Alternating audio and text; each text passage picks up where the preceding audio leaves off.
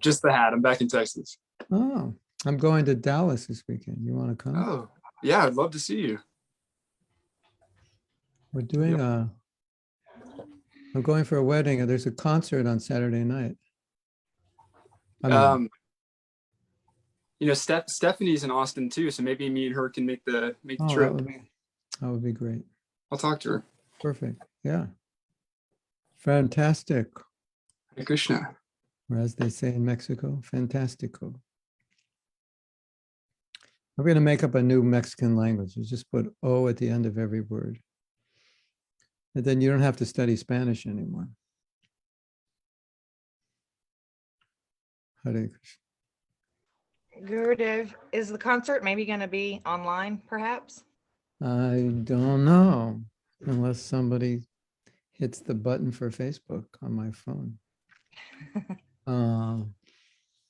Figure out who's going to be there that could do that. If you ask me to do it, I'll forget. Okay.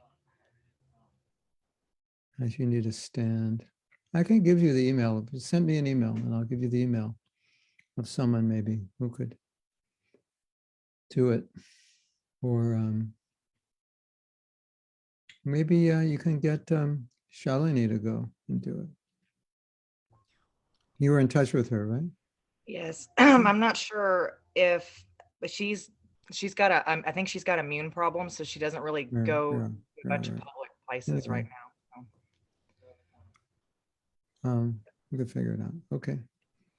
Jai Radha Madhava Kunja Vihari Jai Radha Madhava Kunja Vihari Jai Gopi Jana Vallabha Girivaradhari Gopi Jana Vallabha Girivaradhari Jishodhanandana Braja Jana Ranjana Jishodhanandana Braja Jana Ranjana Jasodanandana Braja Jana Ranjana Jamuna Tira Vanachari Jamuna Tira Vanachari Jaya Radha Madhava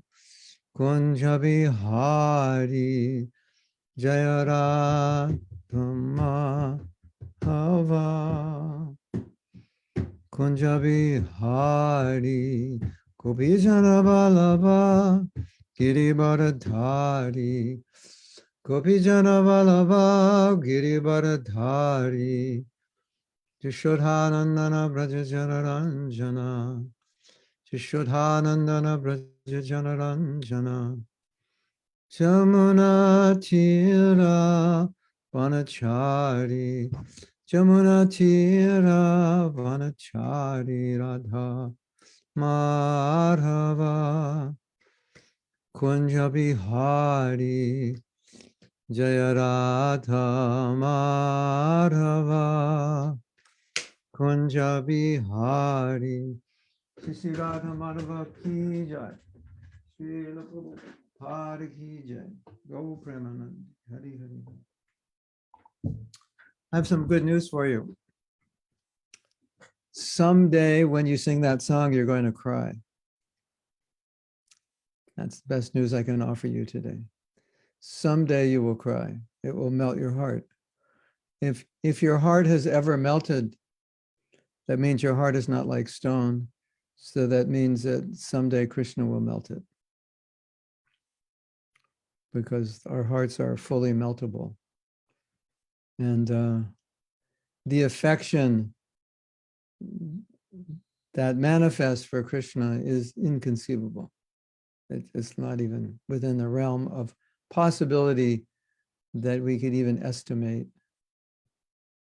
what it feels like, even a fraction of it. It's we don't really know what love is. We know what affection is, but pure love, that's something we haven't experienced. And when you experience it, when you experience it, at that point, you want nothing else in this world. That's how people say, how do you know you're making spiritual advancement? That's how you know. You experience Krishna consciousness to such a degree that everything else pales in comparison, and it's not of interest to you. Of course, we have to live, we have to maintain ourselves, we have to do so many things. But that relationship with Krishna is so deep, so blissful, so satisfying that nothing else is really that interesting. You know that word interesting? Someone says something and you say, that's interesting. Well, when you actually are Krishna conscious, it won't be that interesting for you. When Prabhupada went to Hawaii, they asked him, would you like to take a drive? There's a lot of beautiful scenery to see. Prabhupada said, I've seen so much. Not interested. When he came to America, they said, oh, you just want to go to America. They would joke with him. You want to go to America and see America. Prabhupada said, I have no business, no desire to see America. If you're seeing Krishna, it's like, what else do you want to see? That's going to be of any interest to you.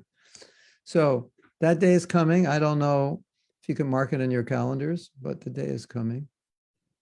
If you stay in Krishna consciousness and just keep chipping away. And one of my favorite verses in the Gita, it talks about the yogis, that when they become self-realized, then they think, well, this is the best thing I've ever experienced. Nothing comes close. So that day will come someday. Can't artificially pretend, but it will come. It's just the nature. It's like gold and iron. They're different metals. You really can't compare them. So the nature of love of Krishna is completely different than the nature of any attraction in this world or any kind of pleasure we can get from something in this world. The problem is we don't have much experience of it. So it's I'm talking about it and you're thinking, yeah, but there's a lot of attractive things in this world. And it's true, there are. It's just that they don't appear attractive anymore when you have something more attractive. Yes?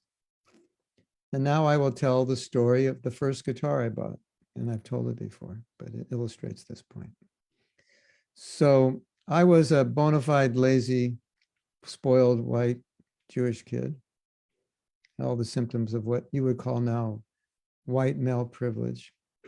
I wasn't lazy to do things I liked. It was just lazy to work. I didn't work.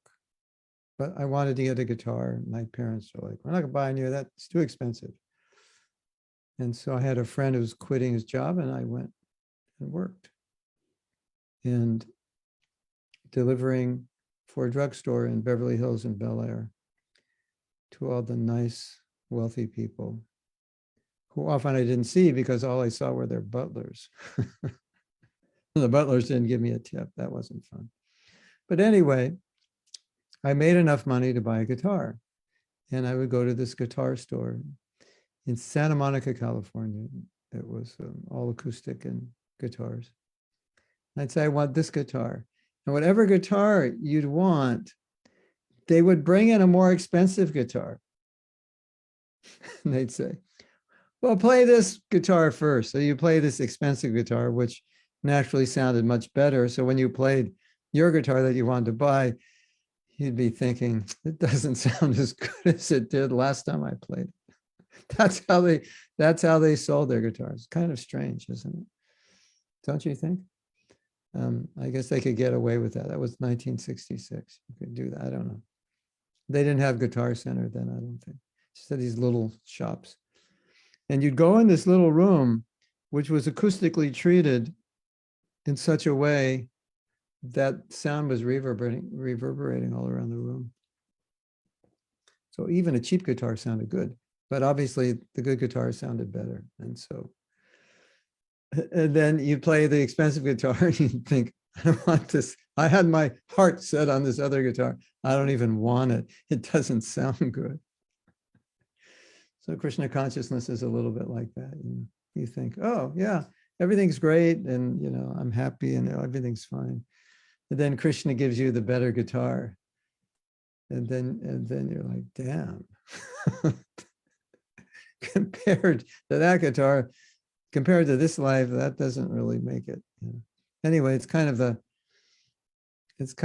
penalty price you have to pay. That things, it's like you don't want them to pale in comparison, but Prabhupada uses that phrase, it pales in comparison. It just does. I don't know. It loses its glitter.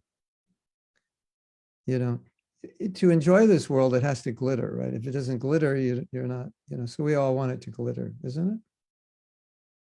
So, it's kind of depressing when it doesn't glitter because you're actually seeing it as it is. There's that poem by Prabhupada. He said that Krishna revealed the naked form of Maya. You know that poem? I actually sang it and played on a guitar. If you go to Mahatma's music and you go to like unreleased English, something about Vrindavan Bhajan, I think it's called. So Prabhupada had renounced everything, and he's sitting in Vrindavan and he's reflecting on his life. And he's saying, here I am in Vrindavan, and from the material point of view, I'm a total failure. I gave up my business, I left my family. He used the word fruitless glory, all my glories. There's no fruit in my glory now. I took sannyas, but where's the material fruit? Doesn't exist. And so he's reflecting, on his family and his life. And he's saying, we come together like bubbles in the ocean, and then they just fade back into the ocean. Friends and family are like that.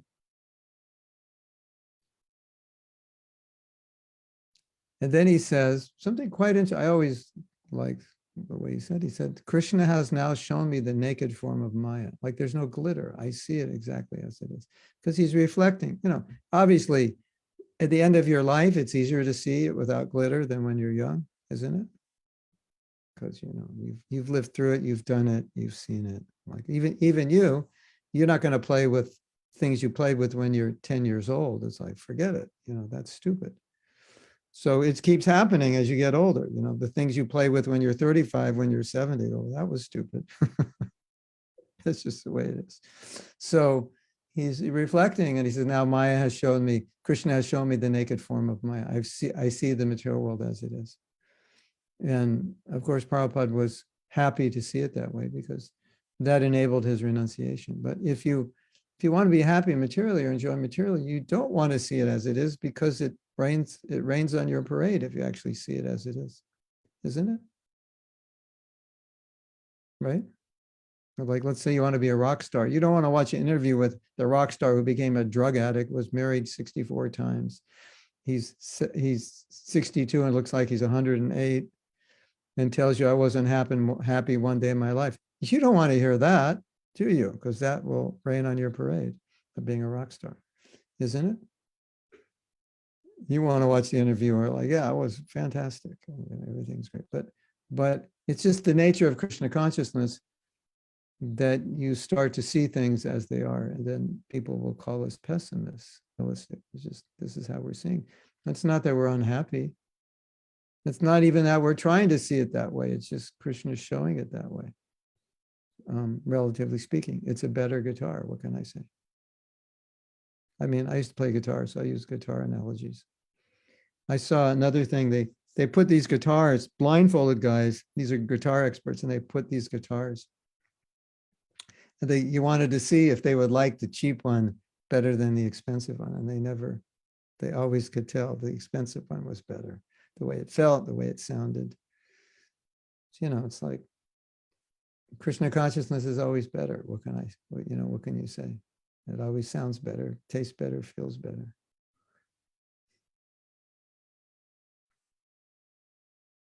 Yeah. So what do we call this? Oh, I think it was called McCabe's Guitar. Maybe we'll call it McCabe's Guitar Shop. That's the name of this lecture. Next time you go to Los Angeles, you can. I don't even know if it exists anymore. Anyway, I was thinking we are going to read about Damodar, but I got distracted by what's on my mind. So I'll answer Krishna Consciousness' question, and for which he may have 3 more after I answer it. There's the song, huh? Let's see. I'm going to go to the song.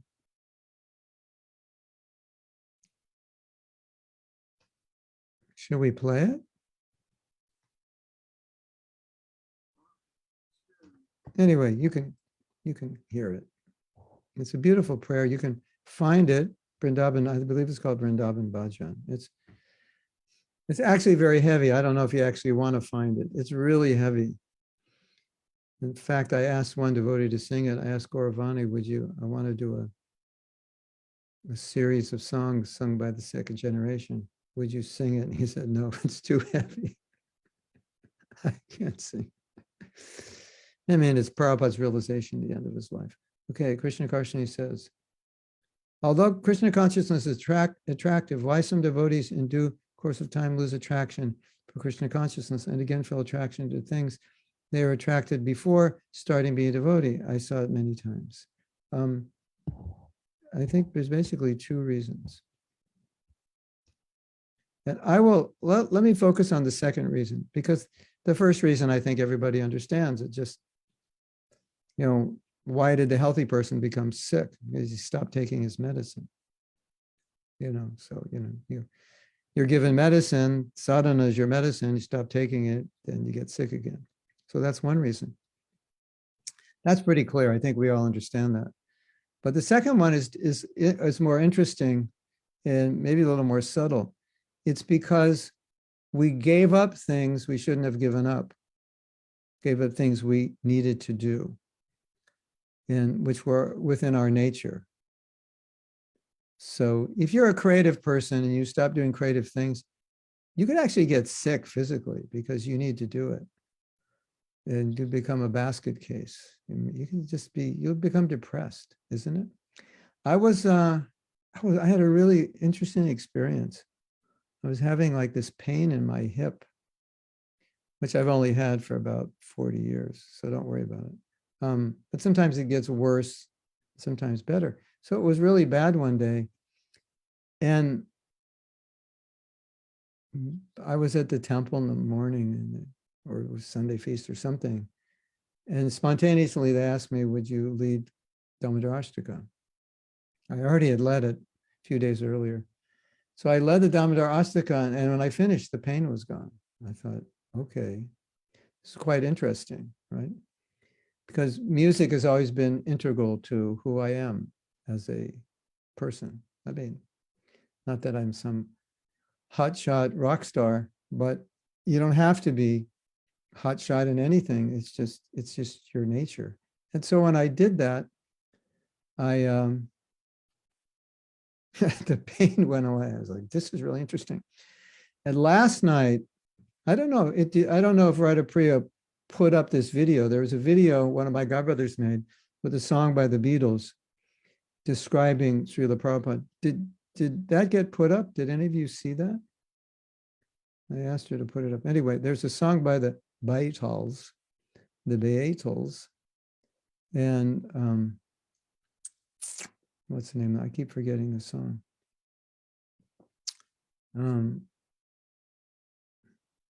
It's about, there are places I remember. There are places I remember all my life, though some have changed. So he's showing pictures of this, right? So he shows Vrindavan, like how it was and how it got corrupted. Some forever, some for better. All these places have their moments with lovers and friends I still can recall. Some are dead and some are living in my life. I love you more. So then it shows Prabhupada. In my life, I love you more. Now, I completely forgot why that song. What was I saying? I totally forgot why I'm saying this. That you asked Radha Priya to post the video you were talking about. Yeah. And what did I say right before that? Oh yeah. Oh yeah. Oh yeah. Yeah. Yeah. So that was a song that we all grew up with in the 60s, the Beatles songs. It's like in your blood, 50 years later, the words, that kind of song. It's just like every generation has the songs of their generation, which is the soundscape of their life. And that was the soundscape of our life. I don't know how it translates into your life. The Beatles are still pretty popular, but for us, so we all knew that song. And now Prabhupada's in that song, right? And then I knew that song when I was a kid, and the video perfectly exhibited everything in the song in relation to Prabhupada. And I was like, wow, that is amazing. So last night I came home, I came home about 7:15, and I had an appointment at 8 o'clock to talk to a devotee. And Gopi, can you mute? Por favor. Gracias. And this daylight savings. So, 8 o'clock as was 9 o'clock, and I'm going to Mangalarchik every day. So I try to go to bed earlier, and I'm falling asleep. And I tell my wife, we have a piano in our house. I tell my wife, I have to play the piano, otherwise I'll fall asleep. So I play the piano and I play that song a couple times, and then I come in and talk to him, and I'm wide awake after we finish. It's 8:45. I was like, I don't know if I can go to sleep now. So some things in our life are like that. They're so integrated into who we are that they can actually heal us. They can wake us up, right? Stephanie, you ever worked on a project late at night and just kept working and working and working? There's this, I know the answer is yes before I asked. And there's this video. It was an ad for some music equipment that I get because sometimes I have to buy music equipment. And it shows like 6 cups of coffee and the clock going. And that's all the guy ate all day. He was working he was mixing a song, and it just shows 1 cup of coffee, 2 hours later, another cup. And the whole day went through just coffee, because that's what it's like isn't it? When you're into something, right? Or if you're writing something, I missed a flight because I was writing something. They were calling my name and I didn't hear them. Because once I write, it's like, that's it. The world doesn't exist. So we all have that something where the world doesn't exist, isn't it? Maybe for someone it's programming. I don't know. It'll be something for somebody. So one of the reasons someone may not be satisfied in Krishna consciousness is because they have that nature and they think, okay, I'm a devotee, I'll just give it all up. But kind of, if you live in the temple, you kind of have to do that to some degree. And it's okay, for a year or two, but if you go on 10 years of giving something up, it can at some point burst and explode you in the process. And it's kind of like you have to shut yourself off emotionally to be able to do it. So that happens to a lot of devotees. They're not satisfied, and they think the problem is their spiritual life, when often the problem is they're just not doing what inspires them or what they're made to do. So that's why I've said 108 times that find what inspires you and do that for Krishna, and that will help your sadhana and you'll be satisfied. I think it's one of the most important things for everyone. Of course, we always say, just surrender, do whatever Krishna wants. But part of surrender is engaging your nature. It's not like disengaging from your nature. It's understanding it and how you can use it. Unless your spiritual master says, don't do that, that's a waste of time. Which sometimes Prabhupada would say, but he usually would say that to people who could do something better. My nature is to, sing rock and roll songs for Krishna. Yeah, but I could actually be a GBC and, run like 10 countries and build 100 temples. Then Prabhupada would say, now forget the rock and roll, just build 100 temples. Okay, that's different. But in general, Prabhupada would encourage devotees. You know, it was different. If you're a brahmachari living in the temple, it's a different discipline. But even today, you'll see so many varieties of things single men living in temples are doing according to their nature and abilities. So I think that's a real red flag alert for you. And practical example, I have a friend who's a musician, and he's like, you know, I've been doing this for like 40 years, 40. I just want to like retire in Vrindavan. and then every time I see him, he's still doing it. And I go, why are you doing it? He goes, because I like to be in front of a big audience. That's, that's why I'm still doing it.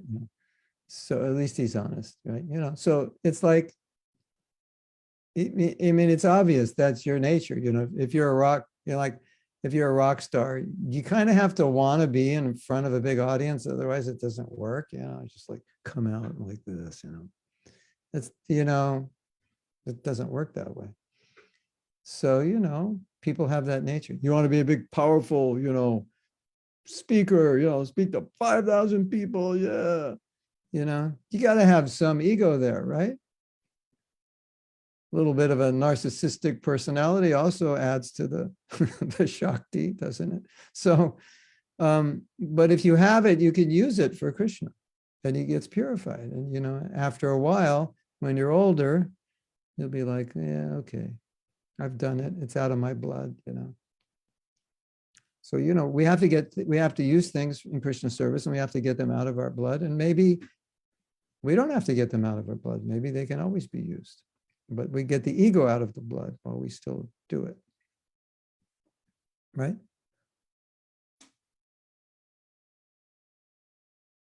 Yeah. So Krishna Consciousness, I think another thing, which is just a general answer, is that if the devotees have mentors of senior people who could guide them, then when a devotee comes into a crossroad, they'll have guidance. The person can say, I think this is the problem, don't do this or do that. So that's also helpful. Sometimes we don't know on our own. It's all, because as you're advancing in Krishna consciousness, it's all new to you. Like every day is kind of new. It's like a new road. I haven't taken this. Last night, some of I started writing a book about 10 years ago about my life as a devotee and what I learned and all the mistakes I made, which the thought was, you'll probably make the same mistakes, but I already made them, so why do you have to make them? So the idea was, it's a map. You'll probably come to the same junctions I came to, and you can read how I dealt with it, so you'll know which way to turn, so you don't have to figure it out. So that's I think it could help many, many devotees, since we've already traversed most of, or if not all of the challenges you will traverse and how we dealt with it. So that's the value of senior association. So if you can get senior association, get it, because they've already been on that road that you're on.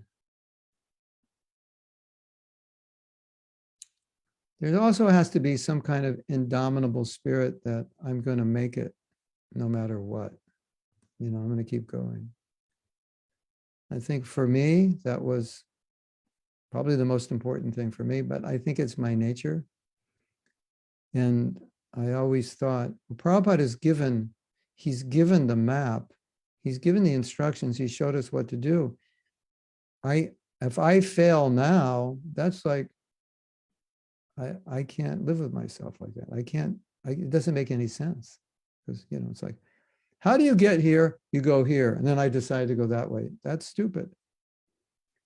So I always felt like, don't be stupid. Prabhupada's just shown you how to go, so just go. And I developed this like real distaste for the idea of being defeated by Maya. I'm not like one of these persons who has to be number one and has to win everything. But in this arena, I just felt like with everything Prabhupada's given us to be defeated by Maya, that's like the defeat of defeats.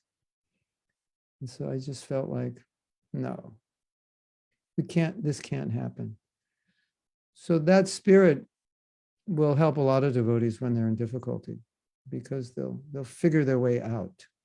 So I can't be defeated. I will not allow Maya to defeat me, not after all that Prabhupada has given me to get out of Maya. How can I do that? That would be disrespecting him.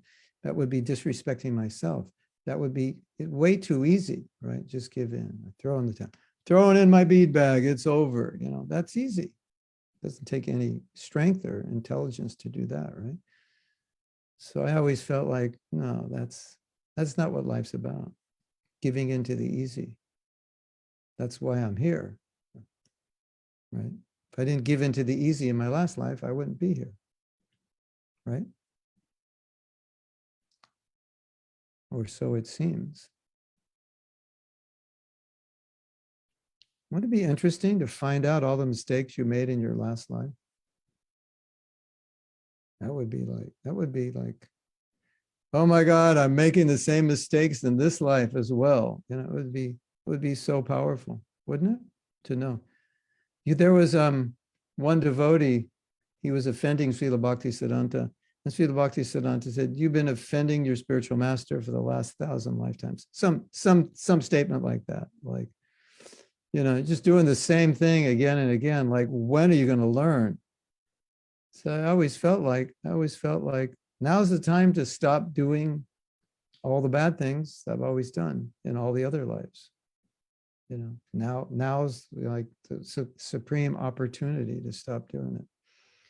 Otherwise, what great credit is it to continue making the same mistakes? And Prabhupada said another thing that helped me a lot.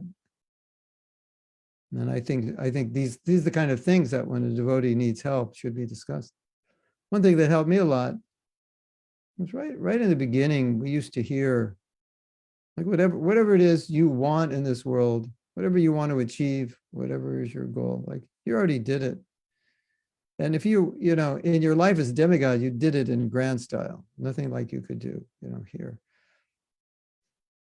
Like, you think you're wealthy, what about demigods? You're like in the, poverty compared to them. Even if you're Rockefeller, you're a poor folk compared to the demigods.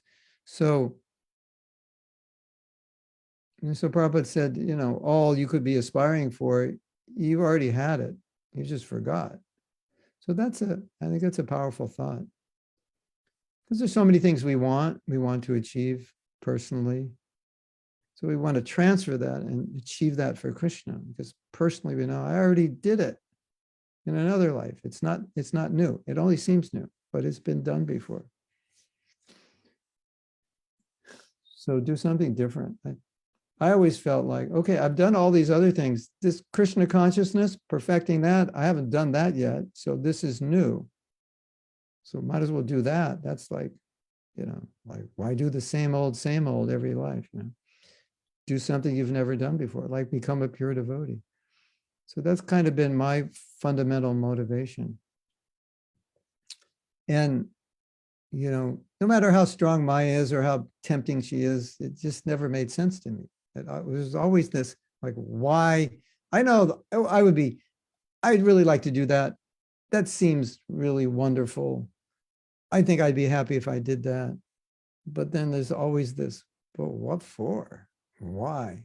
Why would you do that when you can have Krishna? Isn't it? Why would you do that? You could have Krishna. Oh, of course, you can have them both, but you have the other for Krishna, not for yourself. You ever heard that saying about donations? Instead of thinking how much of your money you're going to give to Krishna, think of how much of his money you're going to give back to him. So, how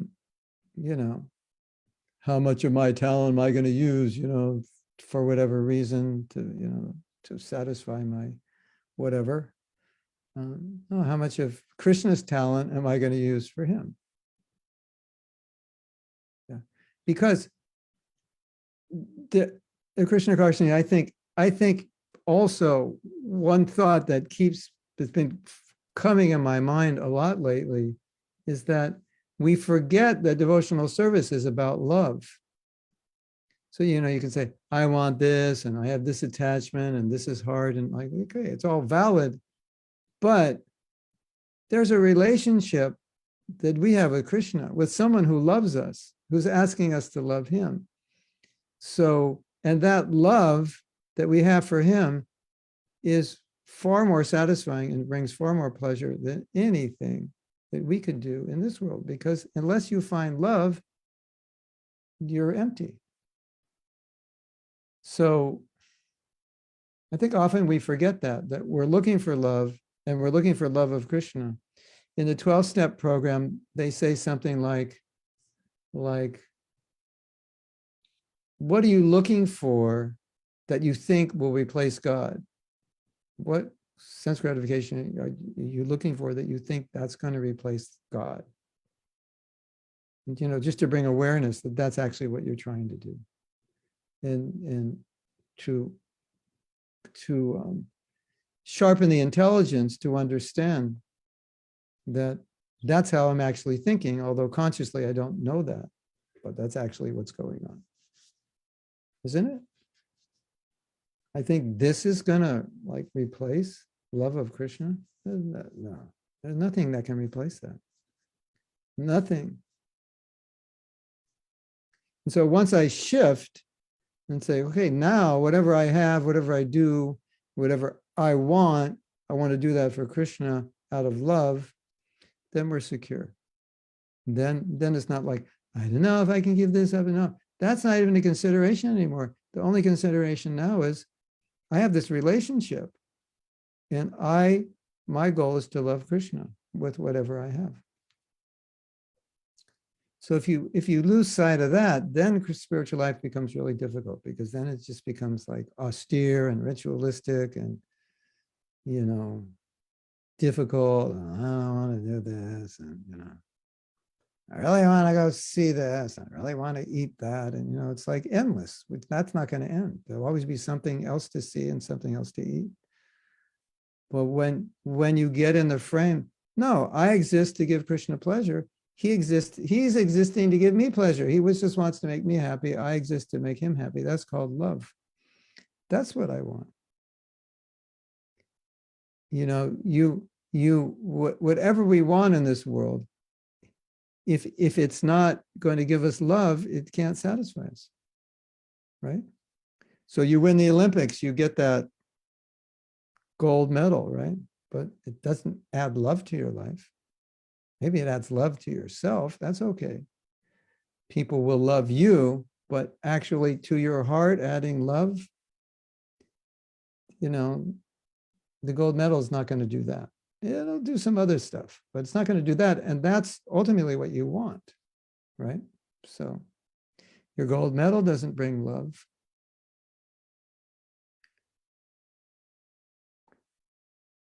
As the Beatles sang, money can't buy you love, right?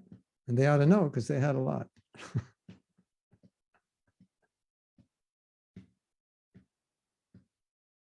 I think money can buy you a partner, but it can't buy you love. And if you're old, it could buy a partner who's waiting for you to die so they get your money. Right? It can buy you a young, beautiful woman who's happy to be married to you, because you're not going to live that long. And she'll be rich when you die. So, it can buy some things, but the love that you really want, that's with Krishna. So if you remember that, then why would you go out looking for it somewhere else? And all you would be thinking is, I exist to give Krishna pleasure. That's Krishna consciousness. That's why I'm here. That's what I exist. And material consciousness is, I exist to give myself pleasure. That's it. The whole philosophy in 2 sentences. That's it, right? What's spiritual life? You exist to give God pleasure. What's material life? You exist to give yourself pleasure.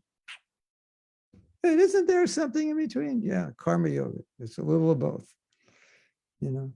But if you want to go back to Krishna, you need to bring it to the stage of purity. So, That's it. It's so simple, right? It's so simple. All the Vedas, thousands of books, it's all, compressed in those 2 sentences, basically. Now you're all Vedanta scholars with those 2 sentences. Keep it simple, sadhu. Why complicate it? And then that vision, the vision that I always present to you to make you feel so guilty, but in a good way, that you can't be a bona fide religious person if you don't feel guilty sometimes, right? So this will make you feel guilty in a good way. So Krishna is waiting for us. Krishna is saying, I love you. And he's waiting for us. Like, when are you going to love me? Okay. You got some good excuses why not to love Krishna? Yeah, but spiritual life is so hard. And you can't just, got to do it gradually. And that's fine. That's fine. All of that we can take into consideration. But we don't want to forget that Krishna loves us. And we're just trying to reciprocate with that love. That's all spiritual life is. Just a reciprocation. It's not like, well, I don't know if he loves me, and I don't know, what if I go to heaven and he looks at me and goes, oh, get out of here, you're ugly. Or no, it's not like that. I don't like you. I thought I liked you, but now that I see you face to face, nah, get out of here. This is real. This is the real thing. It's pure, unadulterated. It's something we have no experience of.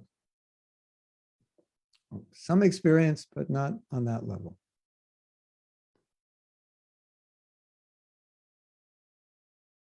So that's an answer to the question. And of course, you could spend the whole class answering that question.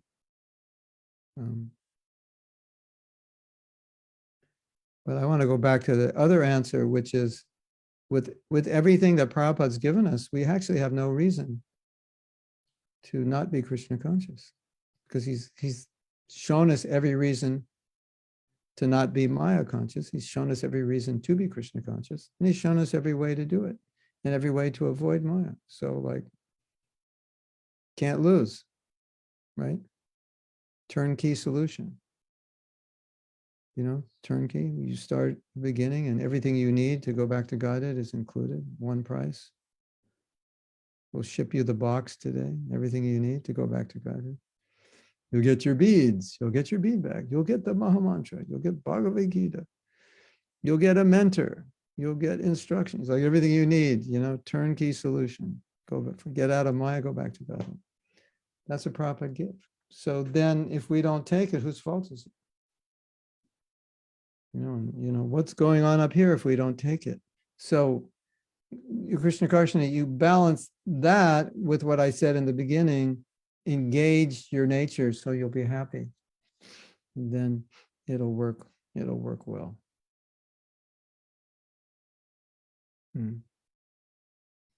Ryan, you didn't hear this story, but there was a devotee he was living in Dallas when I was living there, and I was there in the late 90s, early 2000. So he was part of a troupe called the Vaikuntha Players.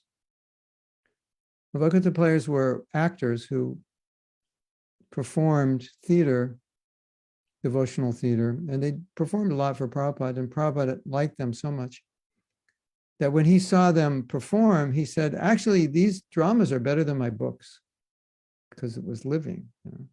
This is a very heavy statement if you think about it. Well, if that's true, we need drama troupes in every temple. Just, instead of Bhagavatam class, just do a drama. But anyway, so Prabhupada liked them so much that he would pay for them and they would travel around the world and perform.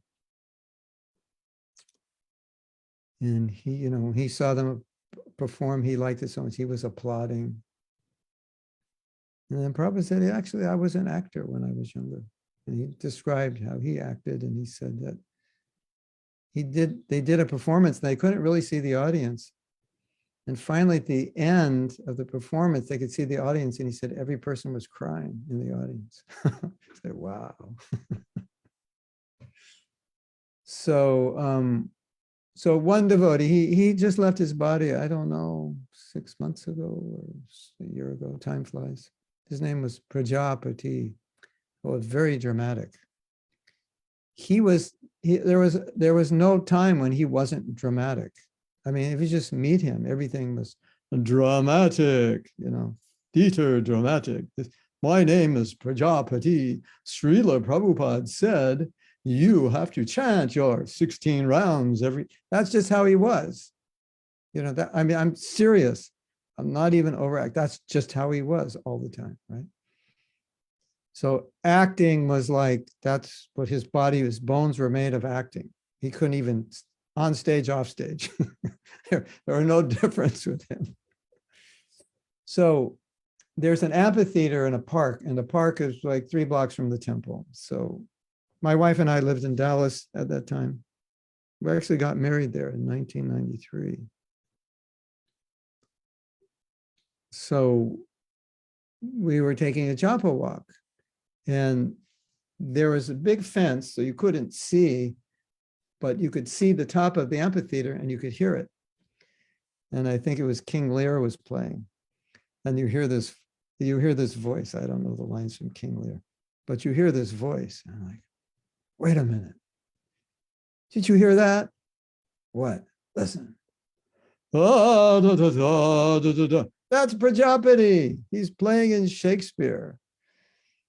Because that drama troupe had disbanded.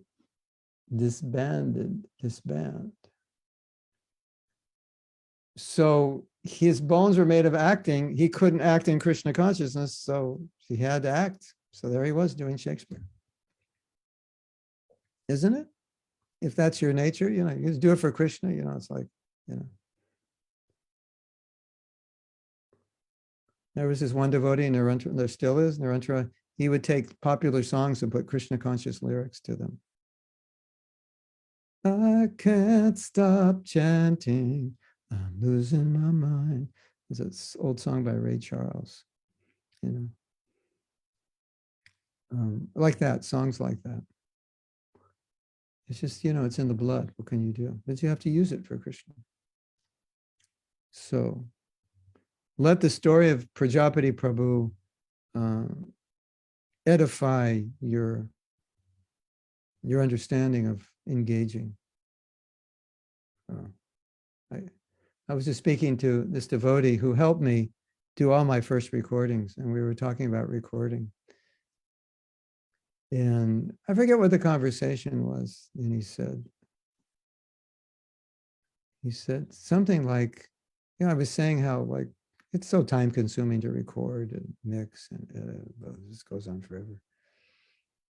And I was talking about some software or something. He said, I don't want to get into it because I really like to hear and chant. But we were talking about recording. I said, if you like to hear and chant, you should just sell all your recording gear, because it's like, it takes so much time. And then he writes back, what good will repression accomplish? A line from Bhagavad Gita. It's like, even though you know that, right? I could have read, the whole Bhagavatam the time it took to make this. I could have read the Bhagavatam, 10 cantos in the time it took to make this CD. But if I didn't do it, I would be thinking about it all day. I have to do it. So I do it for Krishna in a way that can promote Krishna consciousness. What good can repression accomplish? You use it for Krishna.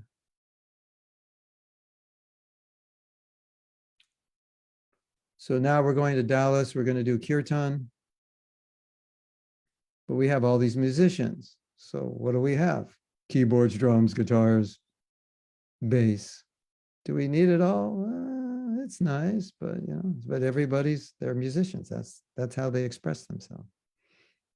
Just give them all parakartals. It's like, their minds will be creating so much. So, it's our nature. We do that. Okay, I'm going to go back to the chat and see what's going on there.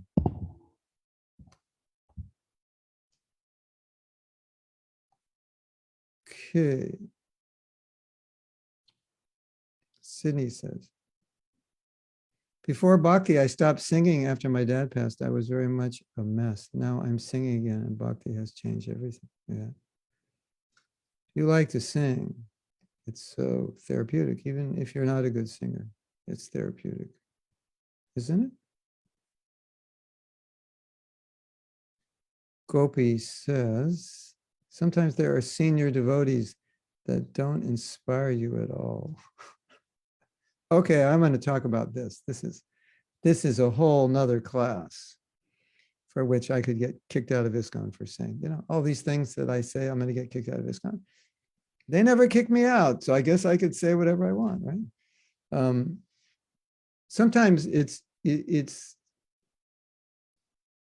difficult to say things because it may not be considered PC, but they need to be said and they're true. And Gopi, I wouldn't allow anyone in the universe to do anything that would not inspire me. I would just like, okay, whatever. That's your opinion. One devotee was asked to do kirtan, and some senior said, "You're a young devotee, you shouldn't do kirtan." And this devotee loves to do kirtan. I said, "No, do it."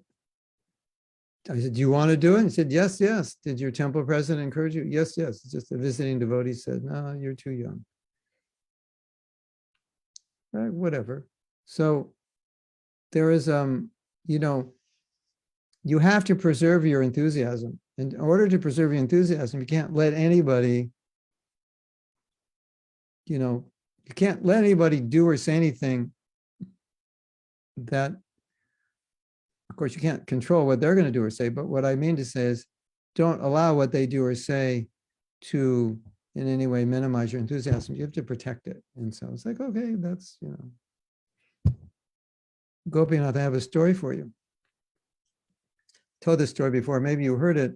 My friend Havi, he wrote a song. It was his first song he wrote. I don't know what year it was, 72, 73. It was about a mountain in Venezuela. The song was about a mountain. He was trying to make it as a rock star or as a professional musician. And so he wrote a song and he sent the song to some famous singer there. And the person said, nobody's going to want to hear a song about a mountain in Venezuela. And that song was what made him famous. And then he told me something else, which I think is really good for all of us. Maybe some of you remember. He said, whenever he would present a song to the record company, if it was divided, polarized, 50% liked it and 50% different, it would always be successful. Everybody liked it? No. Isn't that interesting? The song that polarized people was always more successful. So, I don't like that song. Good, not, I mean, if 100% of the people say, this is bad, probably it's bad. But if 50% say it's bad, it's just a matter of taste also, right? But I think that's a side issue. If we want to maintain enthusiasm in our devotional service, then we have to figure out how we're going to do that. And we have to figure out, as part of that, how we will not let anybody discourage us, even those who try to.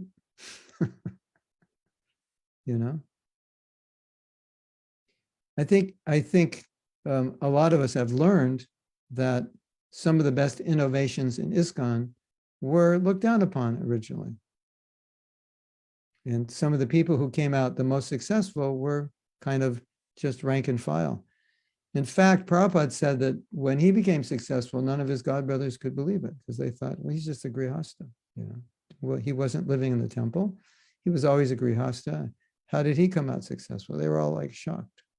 And I don't think anybody thought he would be successful when he left. Nobody was really encouraging him. Yeah, go for it. You're going to do it. He wasn't getting that. In fact, Prabhupada said nobody encouraged him. In fact, he got a lot of discouragement. And then Prabhupada said something. He said, if passing air would help me, they wouldn't pass air. It was like that bad. It's like saying, if burping was going to help me, they wouldn't burp. So, and then Prabhupada said, I have every reason to be discouraged. I didn't get help. I mean, it's not like people were standing in front of him, blocking him from getting on the boat, but there was no real emotional support. And he said, but I was encouraged by my spiritual master, by his words. So,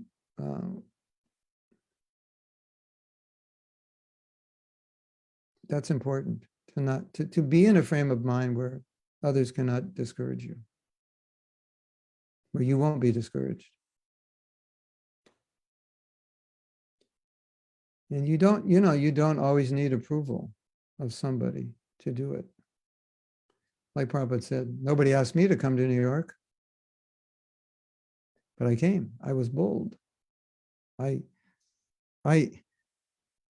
came uninvited, and just like, it's kind of like Prabhupada was saying, although he didn't say it this way. He said, like, I came uninvited and I was in your face. Now the Hare Krishna movement is in the face of Americans. I mean, we were, it was a household word. Christian groups were trying to stop us. I mean, Prabhupada came, he put his face in front of people and said, here we are. And discouraged. People were trying to discourage him. So I think that's an important principle.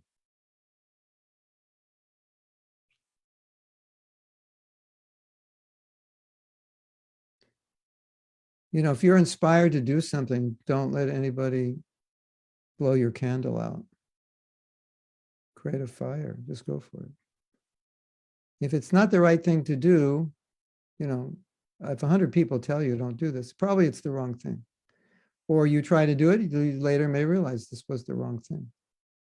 But generally, that's not going to be the case. And then also do it for the right reason.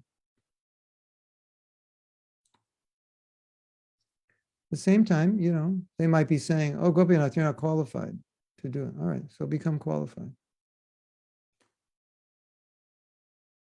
So they may be right in some sense. You're not, you want to do some big thing, you're not qualified, it's not going to inspire you. You might hang yourself. So that's the other side of it.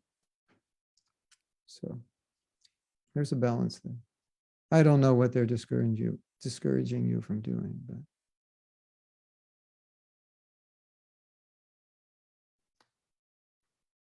okay.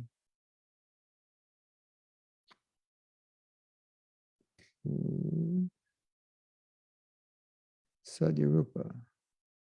Looks like it's hard to break out of the cycle of karma when we commit the same mistakes repeatedly, life after life. Like they offended. Yeah, it's true. And that's why I was saying,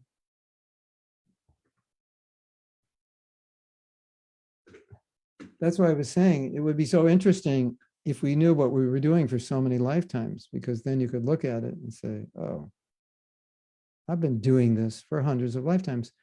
Although, if we're doing it now, we probably can say that I've been doing this for hundreds of lifetimes, because why are we still doing it? So it's a nice meditation. Okay, I have this conditioning, and I've probably conditioned like this lifetime after lifetime. And I need to stop it in some life. And as one great president of the United States said, if not now, when? If not you, who? So I think that's a powerful statement. Because procrastination can go on perpetually, right? Manana Shakti. Perpetually, you can put it off till tomorrow, right? And tomorrow never comes, right? You ever had that experience? Tomorrow never comes. I'm going to do it tomorrow. Tomorrow comes. I'm going to do it the next day. The next day comes. I'll do it tomorrow. I'll do it the weekend. I was busy this weekend. I'll do it next weekend. Maybe we'll do it in the new year. Yeah, tomorrow never comes. So it's a nice meditation. Probably the challenges we have now are the same ones we've always had. So Stephanie is telling us what the 12-step people say. the God-shaped hole. Nothing else but Krishna can fill it. They say God. Maybe someday they'll say Krishna. Nothing else but God can fill the God-shaped hole. And yeah. So everything is a replacement. Everything is a replacement for God, right? Maybe a question off topic. It won't be off topic because we don't have one today. So it solves that problem. My 10-year-old son keeps asking me about Kali Yuga and why can't Krishna stop it and make it better? Better. There's different ways of saying that depending on what street you live on. He heard a little bit heavy talk at temple mentioning Kali Yuga, so I explained it as an age of quarrel, stressing his eternal soul. But I'm struggling to answer this without being overly pessimistic about the world's future for a child. Oh, yeah. Well, one thing we know is that these cycles are natural cycles and things get worse in every age. Some good things are lost in subsequent ages. But the best thing about Kali Yuga and why it's the best age is because we have the best process, the easiest process. So that's a positive. And so in that sense, Krishna doesn't want to stop that because because people are the furthest from him, he's making it the easiest. So that's the blessing of Kali Yuga. But another answer is that Krishna never interferes with the independence of anyone because independence is the nature of life. So like your son doesn't like it when you restrict him, right? Don't eat that. Don't do this. Come in, it's late. He doesn't like that. He wants to be free. So Krishna doesn't restrict people's independence. He lets them do what they want because that's the nature of being alive. And so they really are creating Kali Yuga. But Kali Yuga awakens a lot of people because there's so many problems. And then you can tell them about the golden age of Kali Yuga. And then I have a song for Kali Yuga. Did you know that? I haven't recorded it yet. It's all based on the 12th canto. That you probably don't want to play him that song. Yeah, because not a lot to look forward to. But actually, when you hear the song, you realize it's all happening now. So it's not, it's not like, oh no, this is going to happen. Like, oh my God, it's happening now. It was supposed to happen like 1,000 years from now. Well, what went wrong? Prabhupada came. Kali said, oh, we got to get to work here. There's a big force against us. So he started kicking in, put it in 7th gear, basically. Yeah. Kala Doshani De Rajan, the ocean of Kali Yuga is an ocean of faults. Ekohi Mahaguna, Ekohi Asti Mahagunam, but there's one good quality, Kirtanad Eva Krishnasya. Simply by chanting the names of Krishna, Mukta Sangha Param Bhajet, one can get liberation. So in the ocean of fault, there's this amazing quality. And then in other ages, you could chant Hare Krishna, but it wouldn't have the same effect. Kamalakshi says, that's amazing. I grew up in Dallas and we would go regularly to Shakespeare in the park. I wonder if I saw him perform. Probably this was about 1993, if you were there. And it was the evening of 1993. It must have been the summer. Yeah, maybe you were there. And you heard us chanting, and that's why you're a devotee now. Must be. Alina says, my friends, twin sisters, use their talent of breakdancing. Yeah, I know them. And they know me. Dancing during festivals and the songs of devotees like Jake I can't say it. It sounds kind of Irish, is it? How do you say Emmeline? And Emmeline. Emmeline. And also, what's the other devotee? What's his name? Are they brothers, the other one? It's got a spiritual name. The other musician. I can't remember his name. You know the other one, Alina? I forgot his name, sorry. Are they brothers? I'm not sure. Yeah, they look like they're both musicians. Okay, now we have Tanya. Some devotees, senior devotees, say that senior devotees should do important services because they will do it in the proper mood of service. And that's also a way for junior devotees to learn how to curb their false egos. How do we understand this view? I guess I'd have to understand it. I mean, my first response was, that sounds a little funny, but I don't know the context. Of course, senior devotees are great examples, but you said,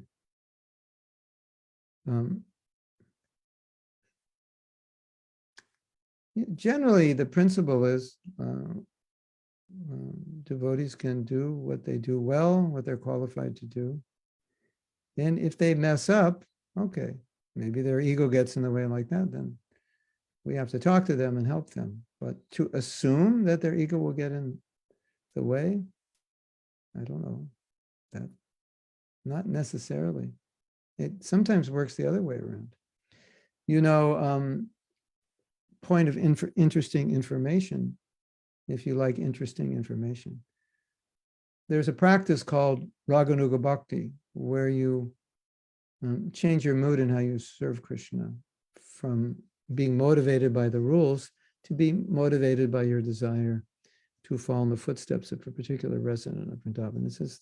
It's a sadhana, but it's higher, and you're meditating on a particular relationship. And so generally we say, it's said, that should develop in higher stages. At least nishta, but even higher. And then it's also said, but that could have developed in the past life. So that one may be doing it at the stage. One could be qualified to practice Raganuga Bhakti, even the stage of Bhajana Kriya, because they've already done it. So, you know, the idea of senior, junior is not absolute, because there are many juniors who are quite advanced. And many seniors who maybe because of their accomplishments have become proud. So, but certainly the idea of learning from the seniors and learning the mood, that's nice. But restricting a devotee from service, maybe in some cases, maybe it's a sensitive service or something. And it needs, you know, we need to be careful. It's like a surgery. Can't let the students do it. But in other cases, I don't think it would apply. And sometimes you learn by falling on your face, and then your false ego gets deflated. Yeah, I can do that, no problem. Yeah. And then, boom, you come back with your tail between your legs, and yeah, so now you're humble. So sometimes that works also. Following examples of pure devotees, of course. Kelly Kanana, yeah. Sam Levy, I don't know Sam Levy. So many devotees. Music, I mean, you know, if you're a musician, you're in the right movement. That's for sure. If you like to eat, you're in the right movement also. So I guess we're all in the right movement. I always, you know, I thought this was right movement for me. I like to eat, I like to talk, and I like to sing. And that's basically all we were doing all day. So I was like, I'm in the right place here. Well, we weren't eating all day, but some days we ate a lot, you know, festivals. And then we sang all day. That's for sure. Okay. So I could take off on a point that was brought up here, not directly, but indirectly, about, there were two questions here about seniors. One was, but basically, seniors kind of, we have a question. Seniors not approving of you? What happens if it's from Ananta? What happens if we have our conditions, but this lifetime we engage in Krishna's service? Not sure I understand the question. if we have our conditions, but anyway, we engage in Krishna service.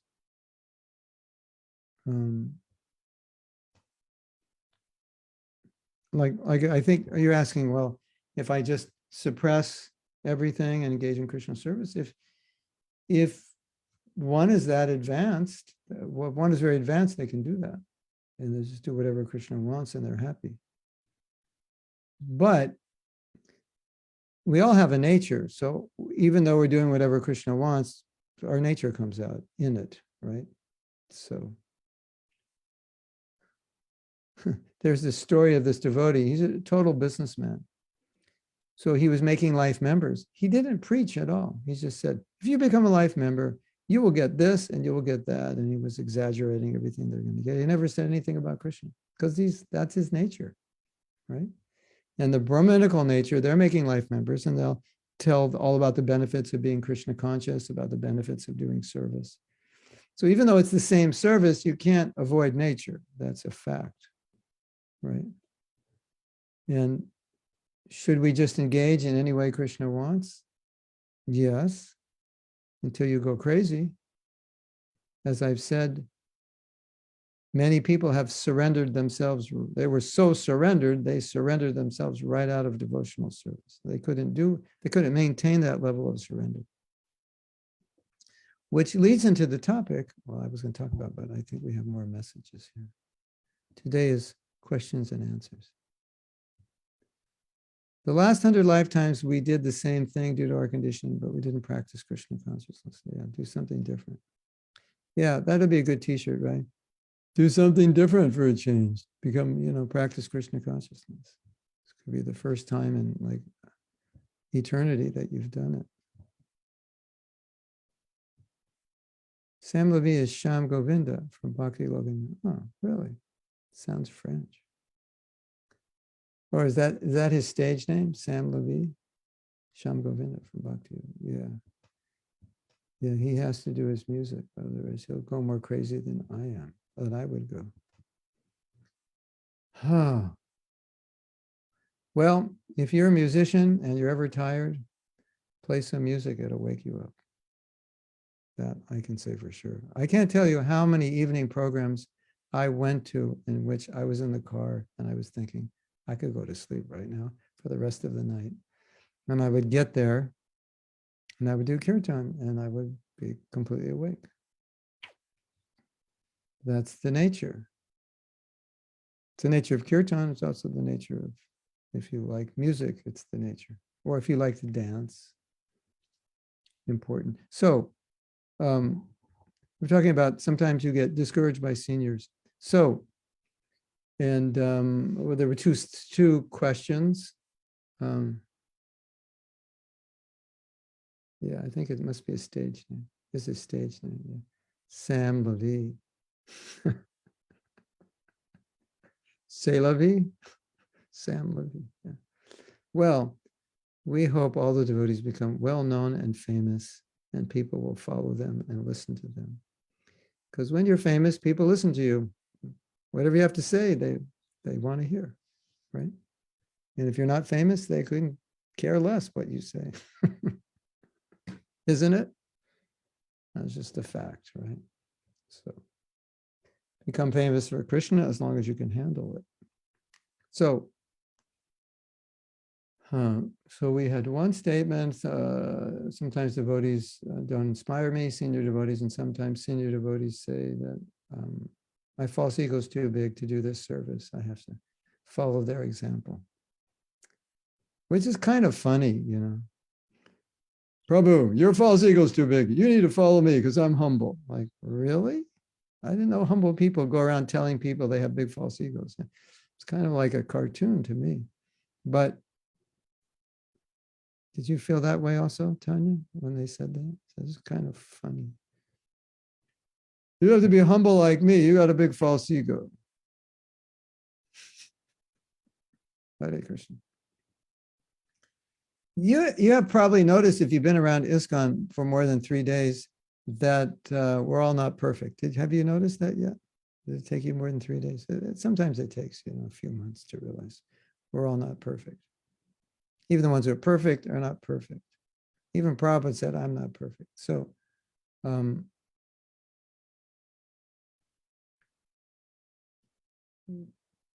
sometimes we're given instructions because a devotee is placed in a position to give instruction, but the devotee doesn't understand everything about you and your situation, right? And especially, this has come up a lot with those who have past trauma or have some triggers in their life that cause them, some emotional problem, psychological problem. And the devotee instructing them is purely giving them philosophical instruction, which oftentimes has made the problem worse because they don't, but I can't do this because of my past. Just surrender. Stop listening to your mind. What's wrong with you? And this person has a pretty serious problem. And so the devotee who's instructing them, of course, is good intention and sincere and is giving the philosophy. They're just not aware of the particular problem. And so, but you're aware of the problem. And then you think, this instruction is actually going to make it worse. But he's my authority and I should follow him. So, sometimes you have to look out for yourself and use your common sense and intuition and, don't do anything that would damage you. Even though it's coming from superior authority, sometimes you just have to say, I don't think they understand. I know my situation. I know my limitation. So sometimes, we don't know our limitation and sometimes we do. And I'm just saying, it's one thing to be in anxiety or be fearful that I can't do the service. It's another thing to have PTSD and, or some other kind of trauma and become a vegetable because of trying to do something. So, you have to protect yourself sometimes from innocent mistakes others can make or instructions that are innocently given, but but the person giving instruction is not aware of the details of your situation. In fact, we just had a discussion about this because I work with a group that is aware of this, that a lot of people who are leading are not aware of the condition of the people they're speaking to. And so sometimes they say things which are inappropriate, unknowingly, innocently, because they're just not aware of the condition the person has, or even the person explains it, they don't understand it because they don't, like you say, I was traumatized because of this. If you know nothing about trauma, you'll just think, yeah, I was traumatized on book distribution, the first 10 minutes I was out. You won't understand it as an actual condition. You'll just think, yeah, I was traumatized. I got traumatized by japa, for the first year I was doing. I hated japa. So that's a different kind of trauma. It's not a psychological condition. So, you may not understand it, but a person may have a condition and you may be pushing buttons that are making the condition worse, causing them to go into extreme states of stress and then causing them to become sick and you don't even know it. So you know yourself. And so if you feel like this is unhealthy, you have to protect yourself. Yeah, many, many times Prabhupada, would ask devotees to do something by saying, would you like to do it? And sometimes they would say, no, Prabhupada, I need to be in this country, or I don't like the people in that country. I don't feel comfortable there, or whatever. Say, okay. So it's just something that's been coming up a lot lately. In my counseling of devotees, where they've been in situations where they were in the instructions they were given exacerbated a condition whether there was anxiety or depression or something, it just made it worse, or even the instruction actually caused it in some cases. And it was really hard for them to neglect the instruction because it was coming from people they were meant to respect. And but they realized that they couldn't follow. At some point after they suffered, they realized that I can't follow it. It's not healthy. But it was unfortunate that they had to experience it that way. It's rare. It's not common. It's not like, oh, I have to look out for this, next Bhagavatam class, it's not like that, but it can happen sometimes. So. We can't expect that everyone's going to understand everybody's psychology and everybody's needs exactly. But you know, after you've been a devotee a while and you've understood, you kind of know your limitations and your needs. And of course, we always want to break through our limitations, but not in a way that would end up being detrimental. So it's a big issue. I have many examples in my head right now, but it's a sensitive topic, and I don't want to make it sound like this is a pervasive problem. I just wanted to, just say in general that sometimes if you feel an instruction is not healthy or uncomfortable, at least discuss it. And if you see, I don't think the person understands, then just go, he doesn't understand. That's why he's giving this instruction. But I know if I do this, it won't be good, or I can't do it anyway. So, general instruction. Okay, next question from Ryan. Is Maya and Kali Yuga similar in the sense that material suffering helps us continually fall on our face until we surrender? Yeah, they work. They're a good team. Then we'll start endeavoring to engage with God until we come to the conclusion of our devotional love. Yeah, it's always good to have a few tridents behind you when you're surrounded by tridents. So when you try to run out of the Krishna's clutches, electrical tridents are good and they'll shock you.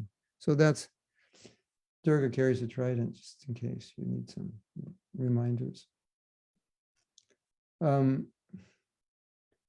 In my analysis of this topic,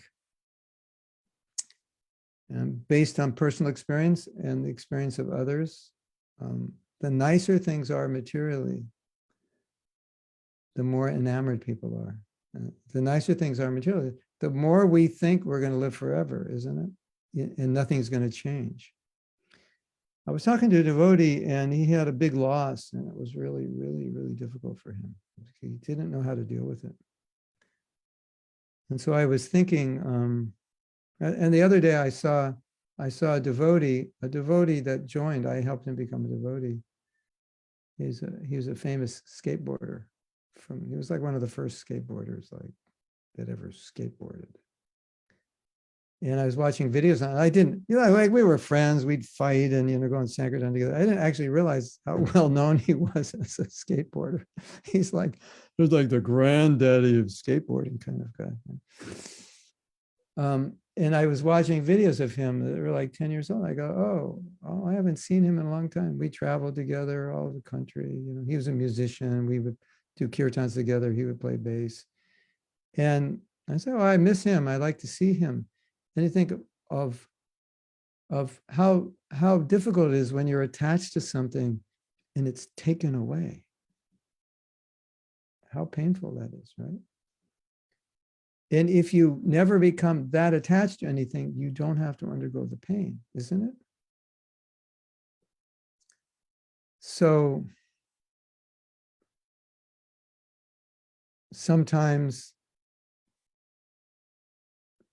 these things happen to teach us to be more moderate and how, more moderate in our lifestyle. Don't get overly attached to anything because it might change. And the conclusion, I think that every devotee has, is that, well, this is how Krishna arranged it because it helps us.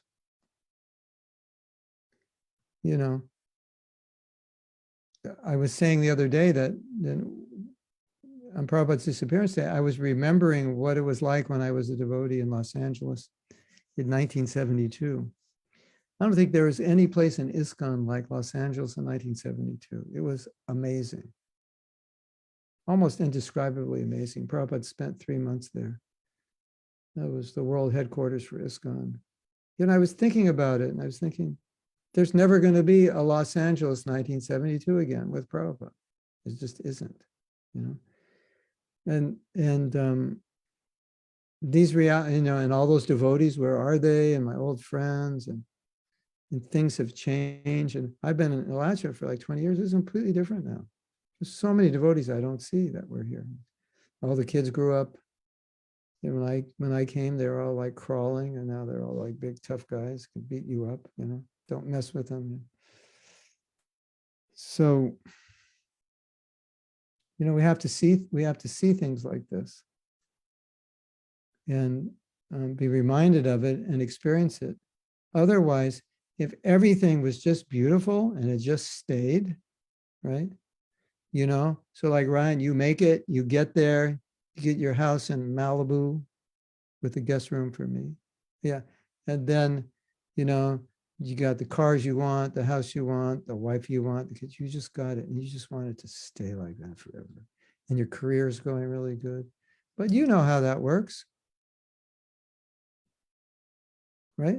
How long, but you don't know what's going to happen. Your wife gets a disease, your career goes downhill, your kids, you get addicted to drugs. It's like anything can happen. And Krishna's just designed it that way, so we don't get too comfortable. You ever think of like the good old days? Well, actually, they weren't so good. They just seem like it.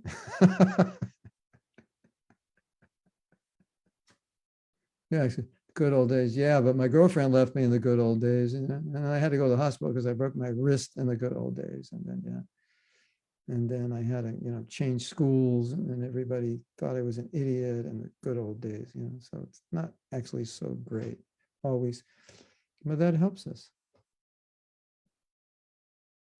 I'm pretty convinced, unless you take birth as a very elevated sadhu, if things don't go bad, I don't think any of us would be devotees.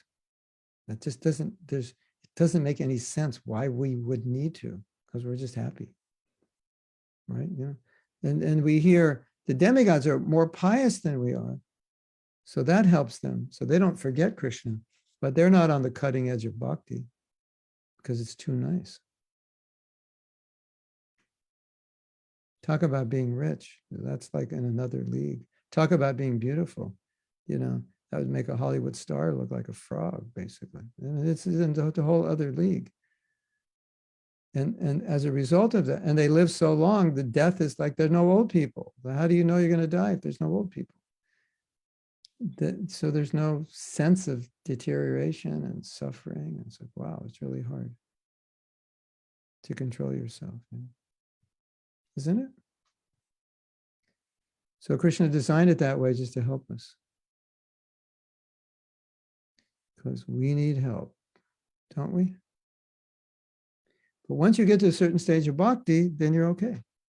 Then you've got this momentum. And then, like I was saying earlier, nothing's attractive. So you don't have to worry because you've got Krishna now, and nothing can compare with that. So then you don't need suffering. So Krishna removes all the suffering. You don't need it. And the only reason you would suffer would be just as an example, just to show other devotees. Even a pure devotee suffers, but he's not affected by it. But other than that, like Krishna gives us a little punch here or there, it's like a love tap. Oh yeah, Ryan, you thought you were the man. Yeah, well, take this. And you're like, oh, thank you. I forgot. Right? Hare Krishna. Okay, so we're going to chant japa, as they say in Mexico, japa.